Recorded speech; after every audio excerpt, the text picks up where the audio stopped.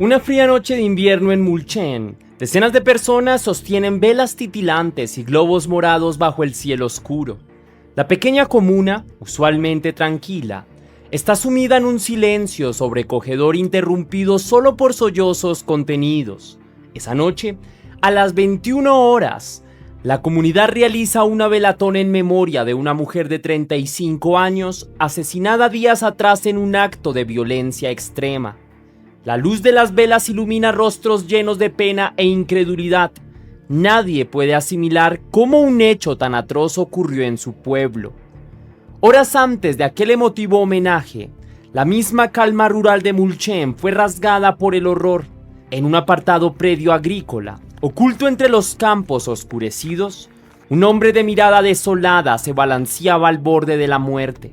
Minutos antes, aquel sujeto había tomado una decisión terrible. Golpeó brutalmente a su conviviente y luego la asfixió por estrangulamiento, provocándole la muerte. Acto seguido, con manos temblorosas, llamó a un familiar cercano para confesar entre lágrimas lo que acababa de hacer y pedir perdón. Ese escalofriante aviso telefónico de sus intenciones de querer apagar su vida desató la alarma. El testigo acudió de inmediato al lugar, donde encontró una escena desgarradora.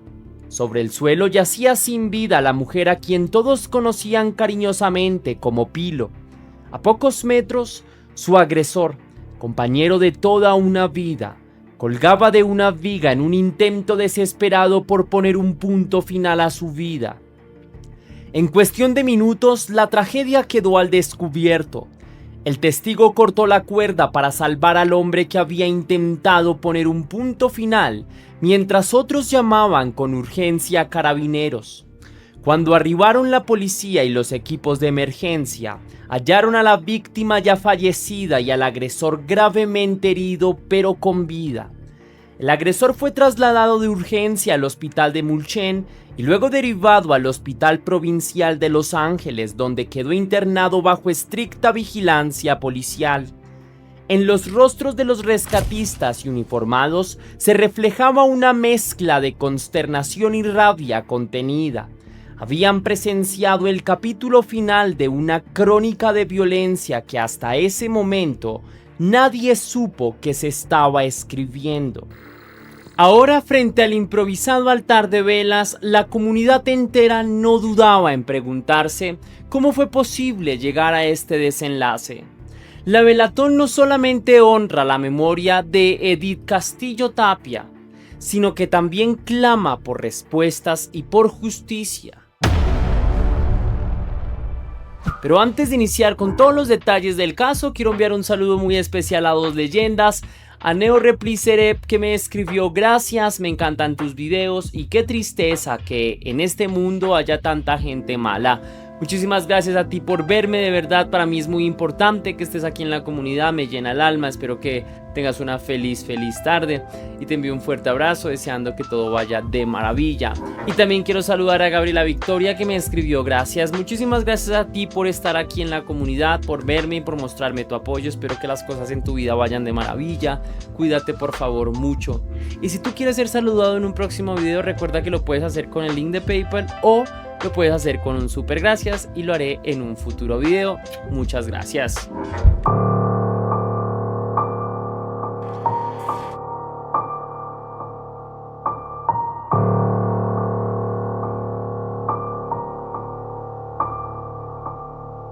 Mulchen es una comuna apacible de la región del Biobío, marcada por campos verdes, ríos cercanos y una comunidad unida donde todos se conocen. En este escenario rural, Edith del Pilar Castillo Tapia, de 35 años, quien era madre, hija y hermana, era conocida por su carácter trabajador y afectuoso. Sus allegados la describen como una mujer excepcional, dedicada a sus 3 hijos pequeños y siempre atenta a sus padres y hermanas. Desde muy joven había compartido su vida con Daniel Eduardo Beltrán Vargas, su pareja de toda la vida y padre de sus hijos. Se conocieron siendo apenas unos adolescentes y con el tiempo forjaron una relación que duró 16 años bajo el mismo techo. Con el paso de los años, la gente del pueblo los veía casi como una familia más, quizá con sus altibajos normales, pero aparentemente estable. Juntos habían tenido 3 hijos, todos menores de edad, y enfrentaban las rutinas y dificultades propias de sacar adelante a una familia en la provincia. Sin embargo, incluso en los hogares más sonrientes pueden esconderse sombras silenciosas. Detrás de las cortinas de la casa de Edith y Daniel, había tensiones que pocos alcanzaban a percibir. No existían denuncias formales por violencia intrafamiliar en su historial, ningún registro que alertara a las autoridades. Ante la mirada externa, Daniel no era más que otro hombre de campo trabajando como agricultor en un predio local, y Pilar, una madre abnegada empleada en un almacén comercial de Mulchen. Pero con el tiempo, según relatarían luego sus familiares, Edith era víctima de violencia psicológica por parte de Daniel desde hacía mucho tiempo. Esas agresiones invisibles, hechas de palabras hirientes, celos desmedidos, control y manipulación, no dejaban moretones físicos, pero sí profundas cicatrices en el alma de la joven madre. Los íntimos de Edith notaban a veces destellos de tristeza o ansiedad en ella, pequeños indicios de que algo andaba mal puertas adentro. Con el apelativo cariñoso de La Pilo, sus seres queridos creían conocerla bien, pero Pilar guardaba en silencio las amarguras que vivía, quizás esperando que la tormenta pasara o con miedo de romper su familia. En Mulchen, como en muchos rincones de Chile, aún pesa el estigma y el temor a hablar abiertamente de la violencia intrafamiliar. Así, durante años, Edith sobrellevó sola el peso de aquellos conflictos. Creía tal vez en las promesas de cambio de Daniel o minimizaba los episodios pensando que los celos de su pareja eran muestra de amor equivocado pero corregible. Ninguno de los dos había buscado ayuda externa ni había alertado a las instituciones, lo que hizo que los problemas quedaran puertas adentro, invisibles para la sociedad y para las autoridades. En fotografías familiares de días más felices, Edith aparece sonriente con sus hijos y Daniel a su lado, pero tras cada sonrisa a veces se ocultaba una sombra, los celos crecientes de Daniel, una inseguridad que se fue alimentando de sospechas y fantasmas internos. La fiscal revelaría que durante al menos 2 meses antes del crimen, Daniel había acumulado celos enfermizos hacia Edith. Quizá fueron cambios en la rutina de ella, nuevas amistades, mensajes en el teléfono o simples especulaciones infundadas, lo que avivaron la paranoia en él. Lo cierto es que Daniel permitió que ese veneno emocional fermentara en su interior sin buscar ayuda hasta convertirlo en una obsesión peligrosa.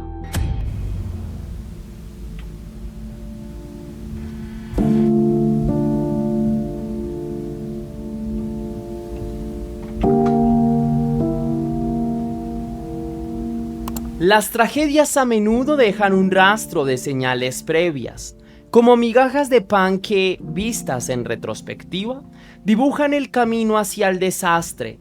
En los días previos al 2 de agosto de 2025, ocurrieron incidentes inquietantes que la familia de Edith interpretaría después como alarmas ignoradas de que algo terrible podía suceder. Daniela, la hermana mayor de La Pilo, recuerda con dolor lo sucedido ese último fin de semana de julio.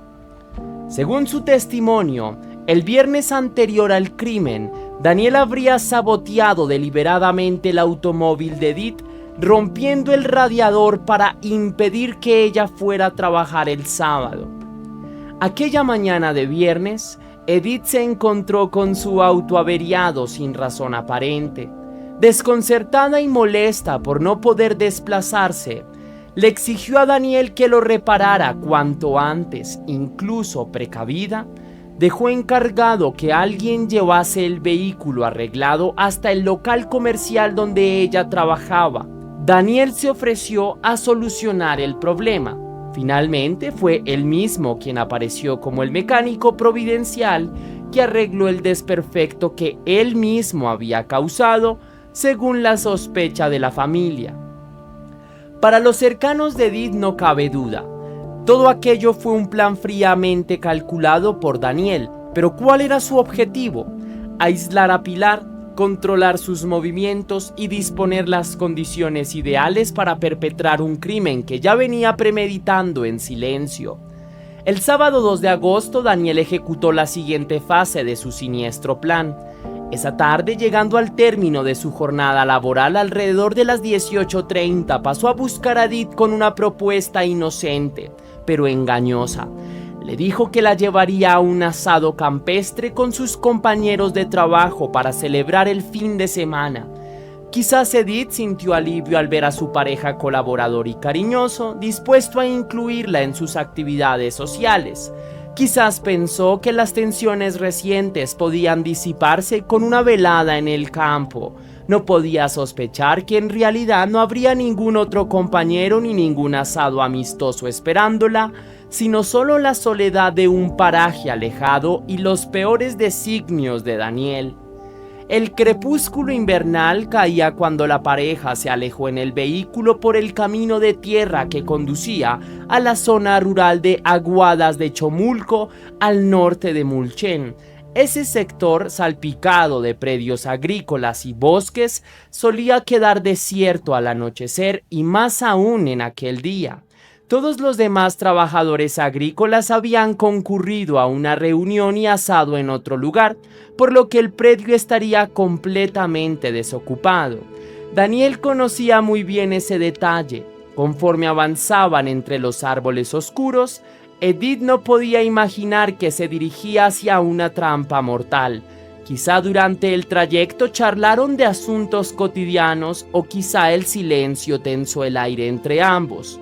Lo cierto es que, al llegar al predio solitario, la atmósfera cambió drásticamente. Apenas puso un pie fuera del auto, Edith percibió que algo no andaba bien. La quietud del lugar era sepulcral, ni un alma alrededor. Daniel, con el ceño fruncido y la voz apagada, ya no fingía intenciones festivas. De un momento a otro, su frustración acumulada explotó.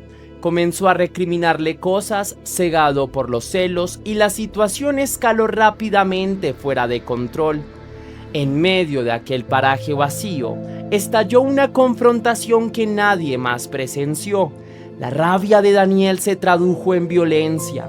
Arremetió contra Edith con sus puños, descargando sobre ella toda la furia contenida. La golpeó con brutalidad, dejándola aturdida y sin posibilidad de huir, y luego llevó sus manos a su cuello y apretó con fuerza, asfixiándola hasta quitarle la vida. Los últimos instantes de Pilar fueron sin duda alguna de terror y dolor inimaginables, traicionada por la persona en quien había confiado por cerca de 15 años. El silencio del campo solo fue roto por algún graznido lejano de aves nocturnas, ajenas al crimen que acababa de ocurrir. Edith del Pilar yacía tendida en el suelo de la noche, sin aliento, con signos visibles de la agresión, con moretones y marcas en su cuello que hablaban de la violencia desatada. La autopsia posterior confirmaría que la causa de muerte fue asfixia por estrangulamiento, evidenciando lesiones recientes de carácter homicida en su cuerpo. La oscuridad cubrió la escena mientras Daniel, aún agitado y respirando con dificultad, contemplaba lo que había hecho. En ese instante, quizás, la realidad cayó sobre él como un balde de agua helada. Había asesinado a la madre de sus hijos, a la mujer que decía amar. Lo que vino después fue un torbellino de emociones, pánico, arrepentimiento y desesperación que lo llevaron al siguiente acto trágico de aquella noche.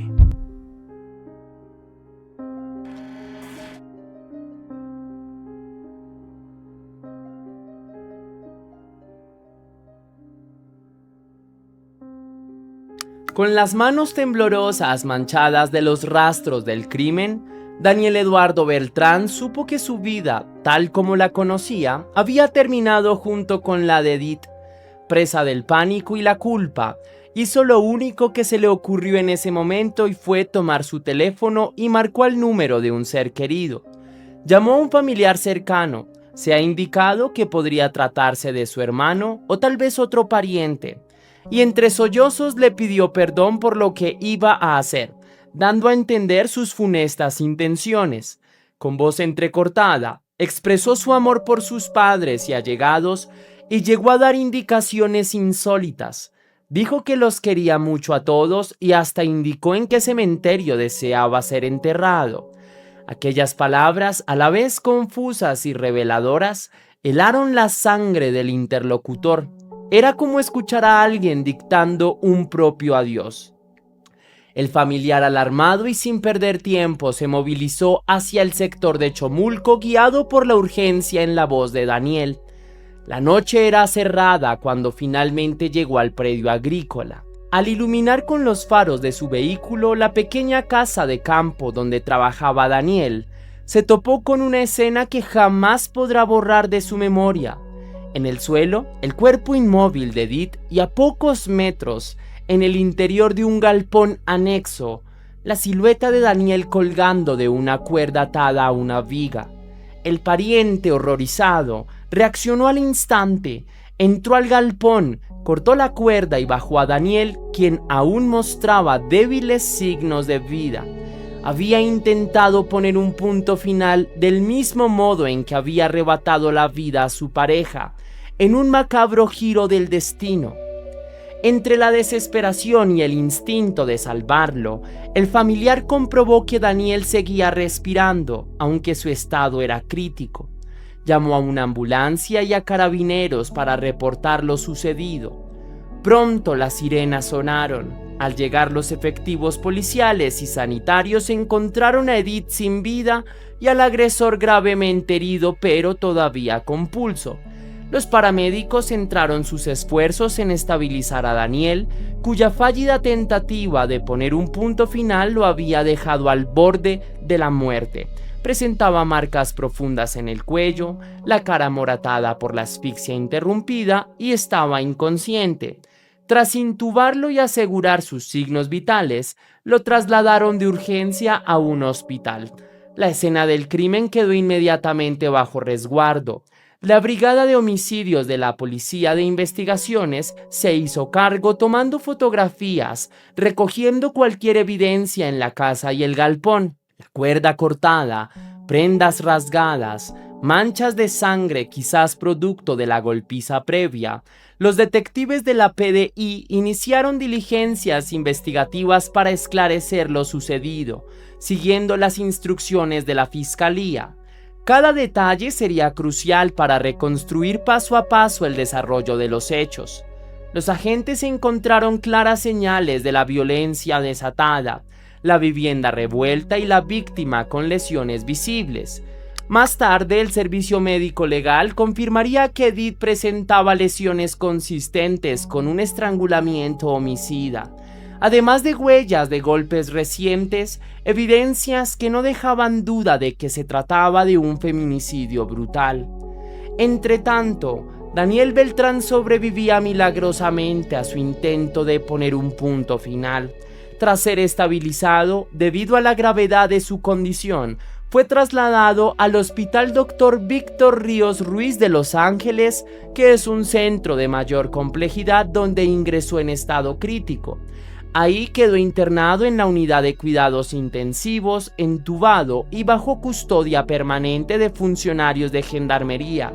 El victimario se debatía entre la vida y la muerte, custodiado día y noche para evitar cualquier nuevo intento de atentar consigo mismo. Durante las horas y días siguientes, los médicos lograron estabilizarlo. Daniel Beltrán, de 35 años, iba a sobrevivir a sus propias acciones y pronto tendría que enfrentar las consecuencias legales de las mismas. En la tranquila comuna nadie podía creer que el Dani, aquel vecino y trabajador agrícola conocido, hubiera sido capaz de semejante atrocidad.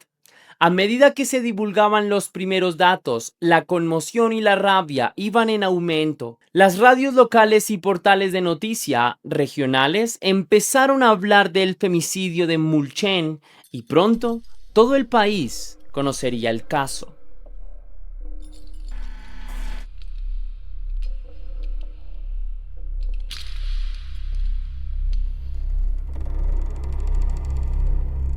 Tras la tragedia se puso en marcha el engranaje judicial para asegurar que la muerte de Edith no quedara impune. La Fiscalía de Los Ángeles, representada por Ana María Molina, tomó la batuta en la investigación. El caso fue tipificado inmediatamente como femicidio íntimo consumado, dado que la víctima y el victimario mantenían una relación de pareja al momento del hecho. En Chile, el femicidio, el asesinato de una mujer a manos de quien es o ha sido su pareja, es considerado un delito gravísimo, incorporado al Código Penal desde 2010 y reforzado tras la promulgación de la Ley Gabriela en 2020 que amplió su definición. Las penas por femicidio van desde presidio mayor en grado máximo 15 años y un día, hasta cadena perpetua en los casos más brutales. Y este, sin duda, apuntaba a ser uno de esos casos que horrorizan por su violencia. El lunes 4 de agosto de 2025, cuando Daniel ya se encontraba fuera de riesgo, la PDI procedió a detenerlo formalmente en el hospital, quedando a disposición de la justicia. Dado su estado de salud, su primera audiencia se realizó de forma telemática, con él aún hospitalizado. El martes 5 de agosto se llevó a cabo la audiencia de control de detención y formalización de cargos en el juzgado de garantía de Mulchen. La fiscal Molina presentó ante el juez los antecedentes recopilados, es decir, la escena del crimen, el informe preliminar de autopsia, el testimonio del familiar que descubrió los hechos y las evidencias de la planificación previa. Sobre este último punto, la fiscal destacó el móvil de los hechos, los celos obsesivos del imputado que venían incrementándose durante 2 meses sin que mediara denuncia alguna hasta desembocar en el crimen. Describió cómo Daniel llevó a Edith engañada hasta el predio agrícola aislado, sabiendo que no habrían testigos, y cómo la agredió y estranguló cuando estuvieron a solas. Cada palabra de la fiscal pintaba a Daniel no como alguien que perdió el control en un arrebato momentáneo, sino como un agresor que había orquestado fríamente el escenario para cometer el asesinato de su pareja. En la audiencia, Daniel Eduardo Beltrán Vargas, de rostro demacrado y vendajes en el cuello, escuchó la imputación: femicidio consumado de Edith del Pilar Castillo Tapia, su conviviente y madre de sus 3 hijos. Asistido por un defensor de oficio, guardó silencio mientras se leía la acusación.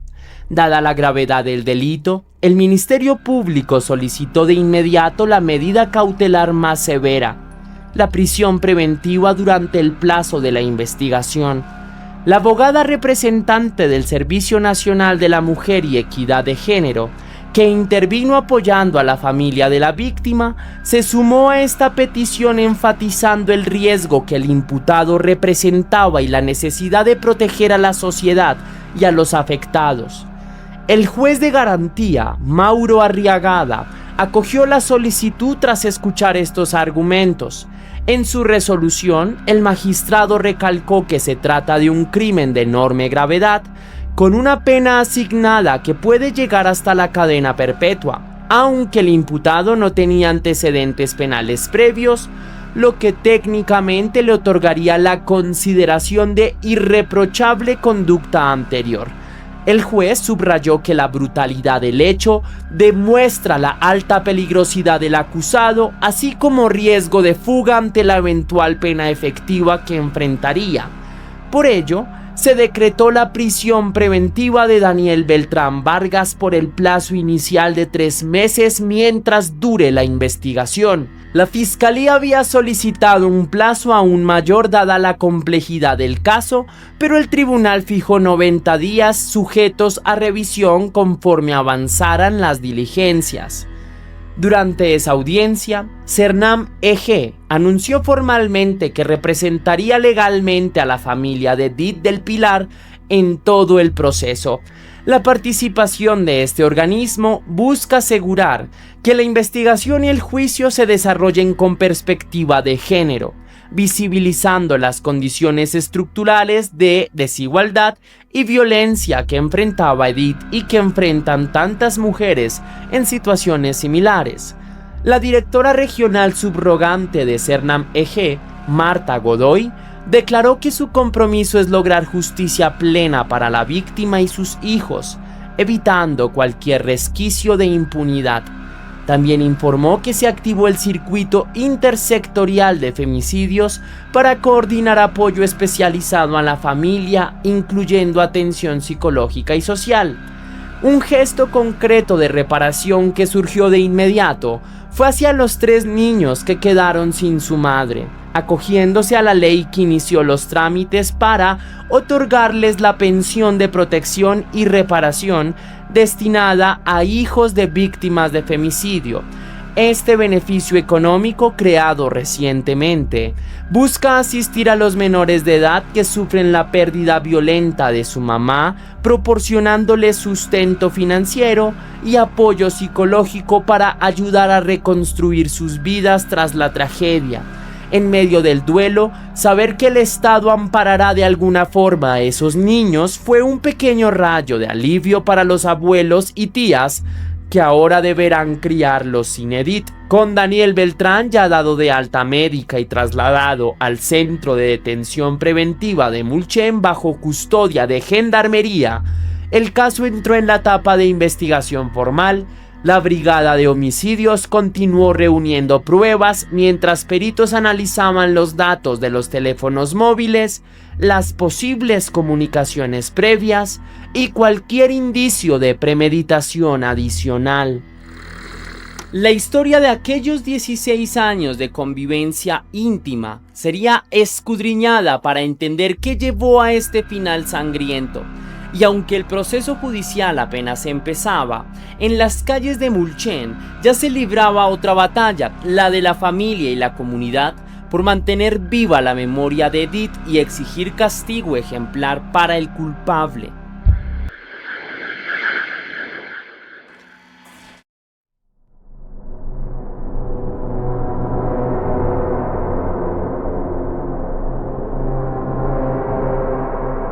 La noticia del femicidio de Edith del Pilar Castillo Tapia no tardó en sacudir a la opinión pública chilena, pero en ninguna parte se sintió con más fuerza que en Mulchen, donde la Pilo había nacido, crecido y donde muchos la querían. Tras el crimen, la familia de Edith quedó sumida en un dolor insondable. 3 niños pequeños habían perdido a su madre de la noche a la mañana. Unos padres envejecidos enfrentaban el vacío de una hija que muere antes que ellos, pero también unas hermanas lloraban a su compañera de infancia. La tragedia personal era inmensa, pero esa familia decidió canalizar su sufrimiento en una firme determinación, que el caso no quedara impune y que se hiciera justicia con todo el peso de la ley. Daniela Castillo Tapia, la hermana mayor de Edith, se convirtió en la voz de los que ya no pueden hablar. Con valentía enfrentó a los medios de comunicación locales el día del funeral y sus palabras resonaron en todo Chile y también lo hicieron conmigo. Ella dijo: "Más que nada, pedimos que se haga justicia, que no quede ahí, porque el daño que él hizo fue muy grande. Dejó a 3 niños sin su mamá", declaró con la voz quebrada por el llanto. En su clamor había rabia, había pena y una genuina preocupación que el sacrificio de su hermana no fuera olvidado ni minimizado. Mientras abrazaba a sus sobrinitos, huérfanos, Daniela repetía una y otra vez que el único consuelo posible sería ver al feminicida tras las rejas, pero de por vida. Cada miembro de la familia coincidía en el mismo anhelo: exigir el máximo rigor de la ley para el imputado. No querían oír hablar de atenuantes, tampoco de beneficios. Ojalá fuera cadena perpetua, lo máximo que se pueda hacer, y ojalá que ni siquiera tenga beneficio, nada de eso, sentenció Daniela posteriormente. Sus palabras duras pero sinceras reflejaban no solo un deseo de castigo ejemplar, sino el miedo a que algún día ese hombre saliera libre y sus vidas volvieran a estar en peligro. En Chile, la cadena perpetua calificada implica al menos 40 años de cárcel antes de cualquier posibilidad de libertad condicional. Y ese era el destino que la familia de Edith demandaba para Daniel Beltrán Vargas. El impacto del caso trascendió a la familia e incendió la conciencia de la comunidad. Mulchen, que era una localidad que no suele aparecer en titulares nacionales, se unió en torno al dolor y también a la indignación. Vecinos que quizá ni conocieron personalmente a Edith sintieron como propia esta pérdida. Pronto movilizaciones espontáneas comenzaron a gestarse, velatones, marchas pacíficas y campañas en las redes sociales que exigían justicia. Ya la noche del 3 de agosto se realizó la primera velatón frente al local comercial donde Pilar trabajaba, con velas y globos morados como símbolo de lucha contra la violencia de género. Días después, el 5 de agosto, mientras el juez formalizaba cargos contra el agresor, decenas de mulcheninos se congregaron en la plaza central portando carteles con consignas como "Ni una menos" y "No estamos todas, falta la Pilo". Estas frases se habían vuelto lema de un movimiento internacional contra los femicidios y ahora cobraban vida en este rincón del Biobío. Incluso semanas más tarde, cuando la atención mediática nacional comenzaba a moverse a otras noticias, en Mulchen siguieron resonando los pasos de quienes no querían que el caso se olvidara. El viernes 29 de agosto, a casi un mes del crimen, unas 150 personas participaron de una multitudinaria velatón en las escalinatas del convento San Francisco de Mulchen, bajo el lema "Mulchen, justicia". Familiares, amigos y ciudadanos alzaron sus voces al unísono. Se escucharon gritos de "Ni una menos" y "No estamos todas, falta la Pilo", consigna dolorosa que recuerda que una mujer de su comunidad ya no está entre ellos. En la penumbra de la noche, con velas en mano, juraron no descansar hasta ver una sentencia ejemplar para el culpable. La imagen de Edith del Pilar, mostrada en fotografías impresas sin pancartas, era honrada y convertida en bandera de lucha contra la violencia machista. La familia, aún devastada, lideraba esta cruzada local que conectaba con un problema nacional. En esos actos, la figura de Edith se humanizaba más allá de ser la víctima número 23 de un femicidio en Chile en lo que va del año. De boca de sus seres queridos, la gente supo que la Pilo era una mujer alegre, que adoraba bailar en las fiestas familiares, que soñaba con ver a sus hijos crecer felices. Su ausencia dejó un vacío irreemplazable. No se merecía morir así, repetían sus padres abrazados a una foto de su hija. Esa mezcla de amor y furia doliente impregnó cada manifestación. La consigna "Ni una menos" adquirió un rostro cercano, el de Edith, cuya historia ahora todos conocían. Las autoridades tomaron nota de la conmoción social que causó el caso. Desde el gobierno regional se solidarizó públicamente con la familia. La Dirección Regional de Cernam EG acompañó cada velatón e instaló stands informativos sobre cómo denunciar la violencia de género, queriendo convertir la pena en prevención. Porque si algo dejó claro la hermana de Edith, fue un contundente llamado a la conciencia colectiva, que todas las mujeres tomen conciencia, empiecen a alzar la voz y que las personas que están alrededor no callen cuando vean situaciones como estas, porque siempre hay hechos antes que demuestran que esto pudiese pasar.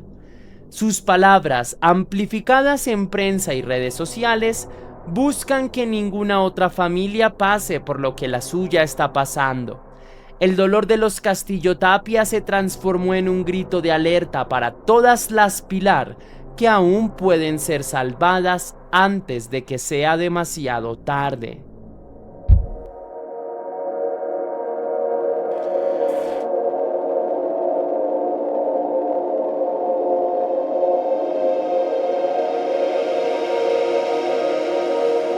El trágico asesinato de Edith del Pilar a manos de su pareja Daniel Beltrán es un caso que encapsula muchas de las dolorosas realidades de la violencia de género en nuestra sociedad. Analizar esto implica desentrañar componentes que son judiciales, psicológicos y sociales que sin duda se entrelazan en esta historia de celos y fatalidad anunciada. Así que comencemos por la parte judicial. Desde la perspectiva legal, el caso avanzó rápidamente gracias a las pruebas existentes. Chile cuenta hoy con un marco jurídico más robusto para castigar y visibilizar los femicidios. La figura penal de femicidio íntimo, que aplica cuando existe relación de pareja, permitió desde un inicio imputar a Daniel Beltrán con la máxima gravedad. La decisión del juez de decretar prisión preventiva se ajustó a los criterios de la ley, considerando la alta penalidad del delito que puede llegar a presidio perpetuo y el peligro que el acusado representa para la sociedad. Aún sin antecedentes, la alevosía y brutalidad del crimen justificaron la privación de libertad durante la investigación. Este caso también pone de relieve la importancia de incorporar la perspectiva de género en todo el proceso judicial. La participación de entidades que funcionaron como querellantes busca justamente asegurar que ni la investigación ni un eventual juicio reduzcan la gravedad de lo ocurrido por ideas preconcebidas o estereotipos.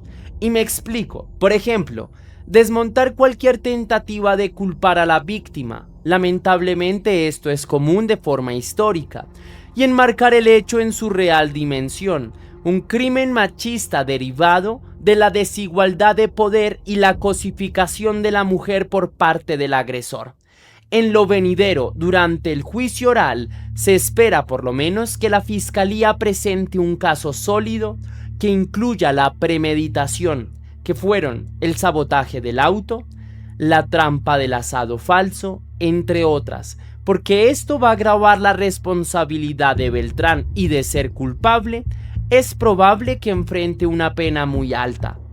En la parte psicológica, el trasfondo psicológico de este crimen es un triste patrón ya visto en otros femicidios. Daniel Beltrán no era un desconocido para Edith, por el contrario, era su compañero desde la adolescencia, era el padre de sus hijos, era alguien en quien ella confiaba plenamente. Entonces la pregunta, ¿qué lleva a una persona a matar a quien dice amar? En muchos de estos casos hay rasgos de personalidad y dinámicas tóxicas de pareja. 1. Los celos obsesivos son a menudo síntoma de una personalidad insegura y controladora. Probablemente Daniel desarrolló con los años una dependencia enfermiza y un sentido de propiedad sobre Edith. El miedo a perderla, ya sea por una infidelidad real o imaginada o porque ella buscara separarse, pudo haber actuado como detonante de su violencia. Y esos celos que no son tratados fueron escalando en intensidad durante al menos 2 meses, alimentados tal vez por cada pequeña discrepancia o por las propias fantasías paranoicas de Daniel.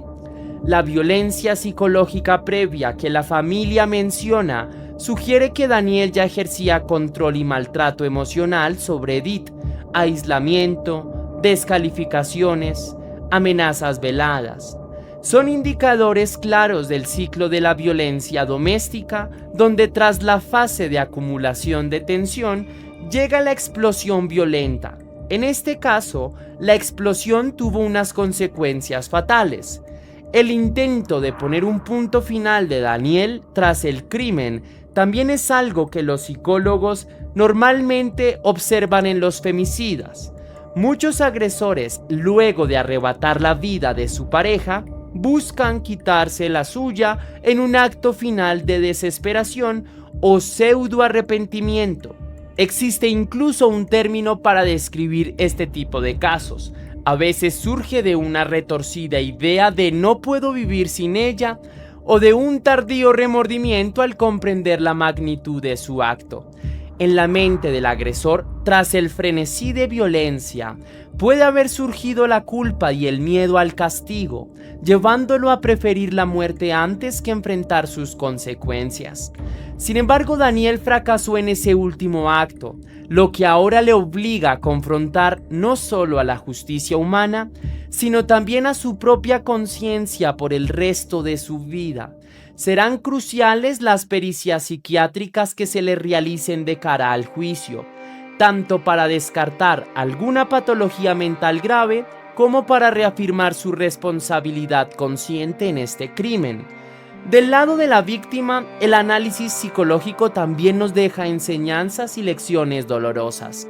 Edith sufrió en silencio como tantas chicas, quizás sin dimensionar el nivel del peligro que corría.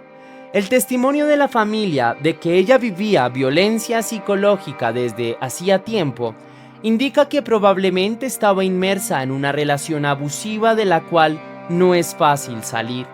Factores como el miedo, la normalización del maltrato, la esperanza de cambio del agresor, la dependencia económica o emocional e incluso los hijos en común suelen pesar en la mente de la víctima para no denunciar ni abandonar al agresor. Edith pudo haber minimizado las primeras agresiones de Daniel, pudo haber intentado manejar sola la situación, sin saber que cada día de silencio la ponía en mayor riesgo. Su trágico final subraya la importancia de reconocer los signos tempranos de la violencia de pareja, que son los celos posesivos, el aislamiento, el control sobre actividades, las agresiones verbales. Estas son señales rojas que no deben ser ignoradas porque, como dijo su hermana Daniela, siempre hay hechos antes que demuestran que esto pudiese pasar. Y por último, el análisis social, que es importante. A nivel social, el femicidio de Mulchen es un espejo tal vez de un problema mayor. En Chile, pese a que existen avances legales y campañas de sensibilización, los femicidios siguen ocurriendo con una preocupante frecuencia.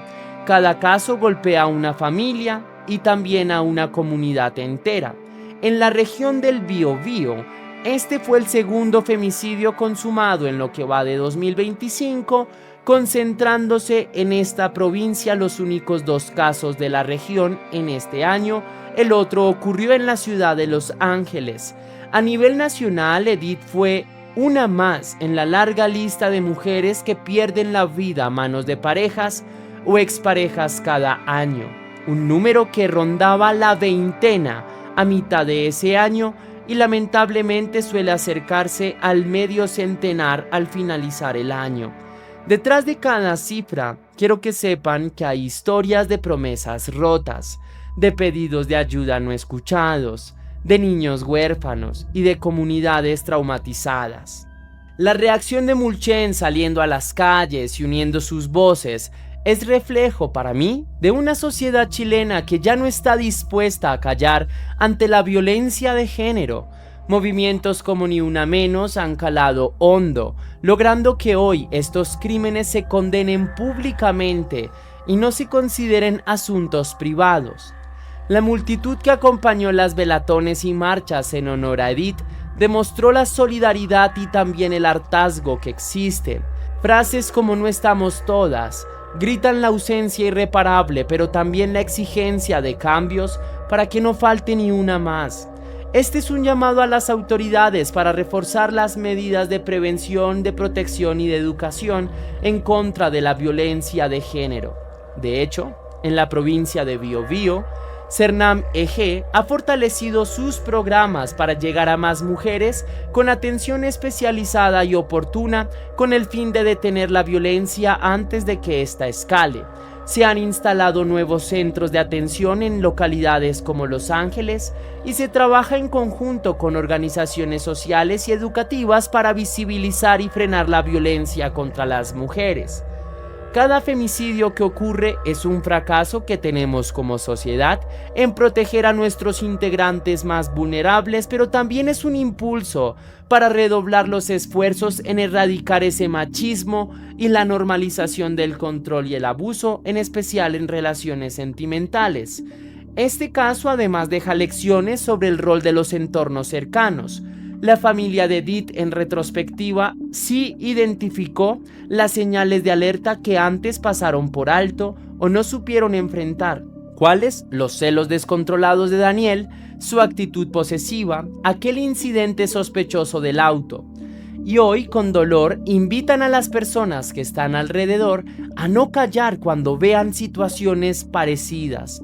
Los vecinos, amigos, compañeros de trabajo y todos podemos cumplir un papel detectando y denunciando a tiempo. No se trata de invadir la vida privada ajena sin motivo, por favor, sino de empatía y responsabilidad comunitaria. Es decir, si alguien nota que una mujer está siendo maltratada o controlada por su pareja, ofrécele apoyo, oriéntala a buscar ayuda profesional. Puede marcar la diferencia entre la vida y la muerte.